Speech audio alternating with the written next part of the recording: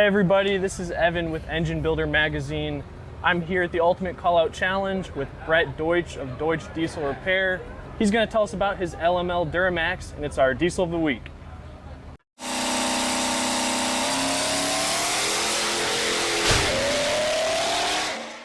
This video is brought to you by AMSOIL, the first in synthetics. Visit amsoil.com for more information. I'm Brett Deutsch.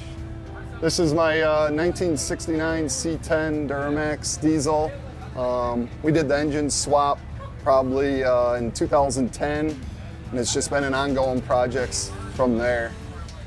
So what went into this, brands, components, you got a lot going on here. What's in it? Yeah, so it's a LML-based stock block that's filled with concrete.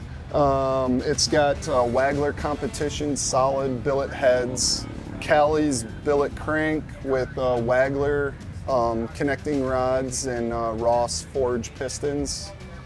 It's a single turbo setup, 102 millimeter Pro Mod, running about 90 pounds of boost. And then we have 4 stages of nitrous outlet nitrous on it. That's sweet, man. And you said you don't have any horsepower numbers. What kind of times are you running with it? So in the 8th mile, we've been 461 at 155, and I did take it to the quarter mile last year, and I let out at the 1,000-foot mark because the truck was starting to go left, but we ran 720 at 175 miles an hour. Wow, okay. Yeah. As far as what you do in your shop, is this, all the machine work, the tubing, is that something you do in-house? Do you go out for that? Yeah, no, we don't do any performance work at this shop. We just mostly do fleet maintenance and fleet hydraulic repair and stuff. HSP Diesel did the whole turbo kit on the truck, and HSP Diesel also did the full roll cage in the truck for me. They're a big sponsor of mine. Matt Hatfield from Danville Performance built the engine for me.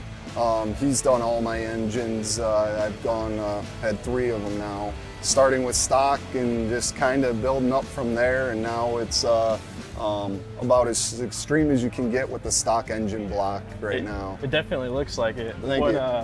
Compared to those last builds, what's different in this new one? So forged internals. The last build was just a stock crankshaft and billet rods and just cast pistons. This time it's a forged crankshaft with forged pistons, bigger camshaft. And we went with a single turbo on this setup, where my last build was a triple turbo. We saved about close to 200 pounds just going with the big single.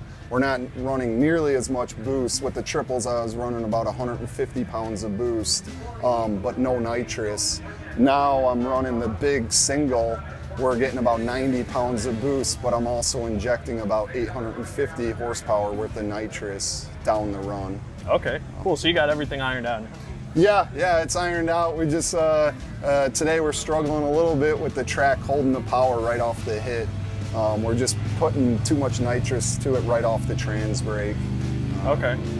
I mean, it looks like it could be a show truck. Is this a finished build? Do you see yourself doing anything else in the future after? No, so it's been a long, ongoing process. My grandpa gave me the truck when I was 15 years old, and me and my dad restored the whole thing, took it all apart and rebuilt it and restored it, put a fuel injection, tune port motor in it, ended up putting a supercharger on that and blowing it up. And so I built a 383 stroker motor for it and supercharged it and ran that for a while. And then everyone was kind of putting gas stuff into trucks, and we're a diesel repair shop, so we thought it'd be cool.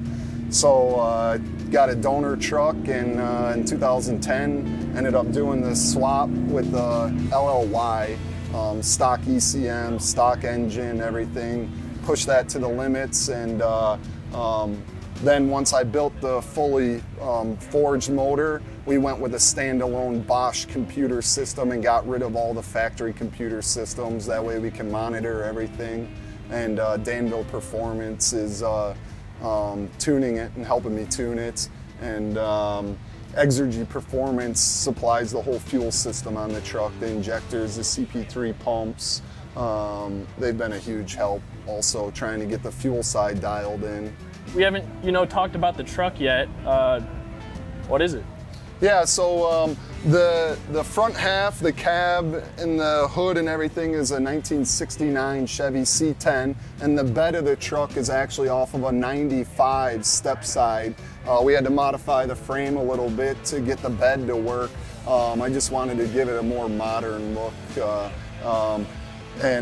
whole suspension's all 4-linked in the rear. It's got a Mark Williams 11-inch rear end in it, so it's a big beefy rear end, and running a Rossler 400, Turbo 400 with a Neil Chance lockup converter. So it's been working for me really well. And you talked about having a concrete filled block. What are some of the reasons for doing something like that? Yeah, so we started off with the stock block, LLY stock block, and we found at about 1,000 horsepower we're having cylinder warpage issues.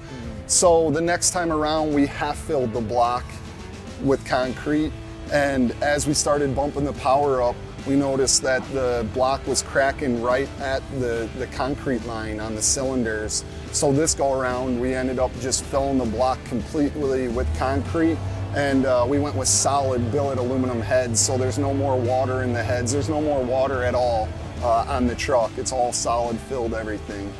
Well, it's definitely a cool truck, Brett, and a cool story too. Yeah, it's been awesome. Yeah, well, thanks again for telling Thank you. us about it. I appreciate it. Guys, this has been a Diesel of the Week here with Brett Deutsch at the Ultimate Callout Challenge. Make sure to tune in next time for some great diesel content, and follow us across social media at Engine Builder Mag.